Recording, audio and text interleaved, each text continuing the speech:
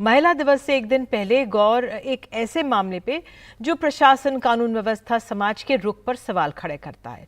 उत्तर प्रदेश के हमीरपुर जिले की रहने वाली दो लड़कियों के साथ सामूहिक बलात्कार के बाद आरोपियों ने उनका वीडियो बनाया था। लड़कियों के शव पेड़ से लटके मिले। कहा गया इन्होंने आत्महत्या कर ली। अब एक हफ्ते बाद पीड़ित पिता ने, एक जो पिता थे, उन्होंने फंदा लगाकर आत्महत्या कर जान दे दी। कहा जा रहा है कि समझौते का दबाव बनाया जा रहा था। आगे बढ़ने से पहले ये रिपोर्ट देख लेते हैं।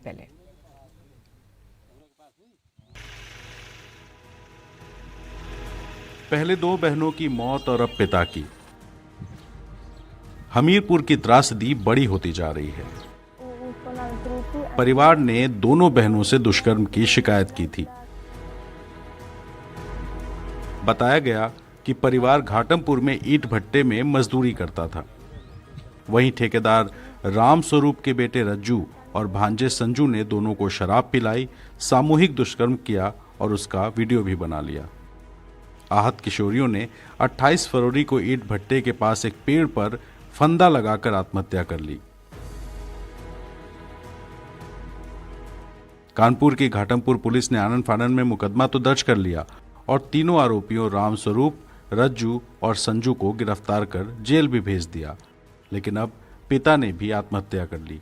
ग्रामीणों में चर्चा है कि आरोपी भट्टा संचालकों की ओर से समझौते का दबाव बनाया जा रहा था। कल 6 मार्च 2024 को जनपद हमीरपुर के थाना सिसोदिया क्षेत्र में एक व्यक्ति राकेश निषाद, जिनकी उम्र करीबन 50 वर्ष है, की मृत्यु हो जाने की सूचना प्राप्त हुई थी। तत्काल मौके पर एसएचओ और सीओ द्वारा पहुंचा गया। परिवारजनों से तहरीर प्राप्त करके इसमें उचित वैधानिक कार्रवाई की जाएगी। बताते हैं कि बीते सोमवार को घाटमपुर से आई एक महिला ने भी पीड़ित परिवार को धमकी दी थी। पीड़ित पिता ने गांव से 1.5 किलोमीटर दूर नाले के पास बबूल के पेड़ पर फंदा लगाकर आत्महत्या कर ली। तो धमकी दी ने राम रूप से ना तो मारने के लिए कहे तुम्हारे पापा को मारेंगे। हमारा पापा किन पता नहीं था सर का क्या हो गया, अच्छा मार के टांग गई हो, पता नहीं हमको भी। सूचना पर सीओ श्रेयस त्रिपाठी ने घटनास्थल की जांच की। शव को कब्जे में लेकर पोस्टमार्टम कराया। गुरुवार दोपहर गांव खैर डेरा में पुलिस की मौजूदगी में अंतिम संस्कार हुआ। गांव में भय का माहौल है। भट्टे में मजदूर ले जाने वाले ठेकेदार के जेल जाने के बाद पत्नी डरी हुई है। 5-6 दिन पहले इनके साथ एक अप्रिय घटना घटी थी। इनकी बच्चियों का वहां ईंट भट्टे में रेप पॉकेट हुआ था, जो ठेकेदार लेके गया था। तो उसी में वो लोग जेल चले गए। तो उसकी पत्नी के द्वारा हमें सुनने में आया है, उसके बच्चे परिवार गांव में चर्चा हो रही थी। हमसे भी वो लड़का बोला था एक दिन कि उनकी पत्नी धमकी दे रही है कि ये अपना केस वापस ले लो, नहीं मैं तुम्हें 76 में फंसा के जेल भेज दूंगी। मृतक के बेटे की तहरीर पर आज मुकदमा दर्ज किया गया। वहीं सिलोलर थाना प्रभारी को इस मामले में लापरवाही पर लाइन हाजिर कर दिया गया है। और इस अधिक जानकारी के लिए रणवीर हमारे साथ बने हुए। रणवीर, आपकी रिपोर्ट देखिए, बहुत ही मार्मिक है। ये इस समय में पुलिस कार्रवाई करती हुई नज़र तो आती है, लाइन हाजिर की भी बात आपने कह दी है, लेकिन जब गरीबी होती है, उस पर दबाव जब झेलना पड़ता है, वो बहुत मुश्किल है। ऐसे में क्या हो सकता है, किस तरह से मदद हो सकती है इस परिवार की, या क्या आगे की राह नज़र आ रही है?